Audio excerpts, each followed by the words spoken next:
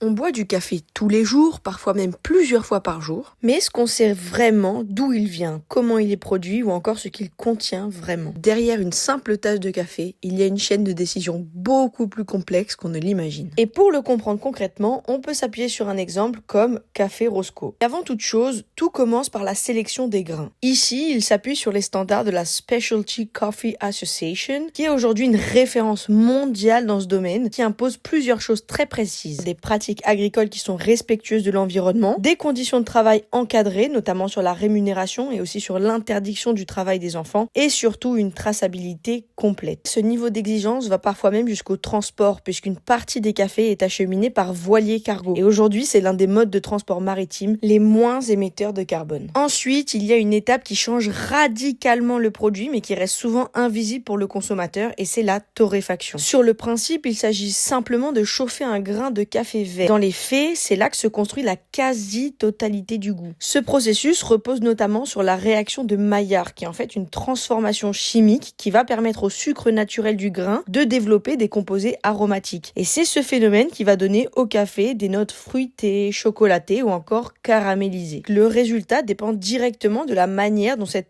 torréfaction est menée. Parce qu'une cuisson rapide à haute température, comme on le voit nous souvent dans l'industrie, va produire des profils qui sont plus standardisés. Et à l'inverse, une cuisson lente va permettre de développer plus de complexité, mais va demander beaucoup plus de précision. Et ça, Jean-Marc Colombagne, qui a été formé par le meilleur ouvrier de France de 2023, champion du monde des torréfacteurs 2025, l'a très bien compris. Ensuite intervient une autre variable qui est essentielle et c'est l'origine. Un café n'aura pas la même saveur selon l'endroit où il est cultivé. Par exemple, les cafés africains sont souvent plus vifs et plus fruités, tandis que ceux d'Amérique latine ont tendance à être plus ronds avec des notes chocolatées. Et la Colombie permet une récolte toute l'année grâce au microclimat de la cordillère des Andes. Le Costa Rica, lui, a été le premier pays à lancer une production commerciale de café et le premier pays au monde à avoir tracé un plan de décarbonisation visant à n'émettre plus aucune trace de carbone d'ici 2025. Ce petit pays, qui n'est en réalité que le 10e producteur mondial, a une production modeste par rapport aux géants du secteur, mais comme souvent dans ce pays, on réfléchit sur le long terme. Ils ont reboisé plus de 30% de leur territoire en 30 ans et 99% de leur électricité est produite à partir de sources renouvelables. Ils misent donc sur une culture de café de qualité et seul l'arabica y est autorisé, plus doux, moins corsé, à grande finesse aromatique. Donc à partir du moment où on comprend tout ça, la manière de consommer le café prend une autre dimension. Car à titre d'exemple, moudre son café juste avant de le préparer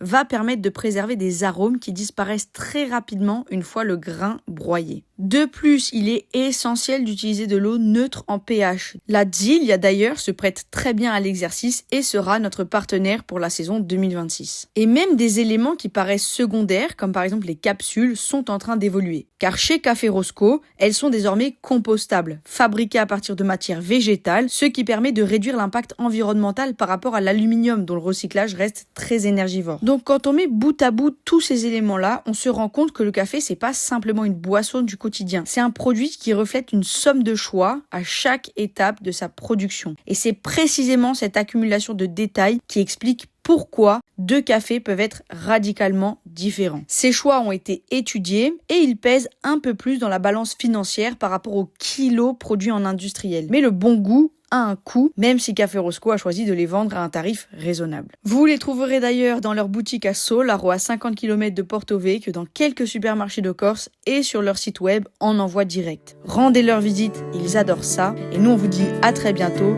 avec Incoming.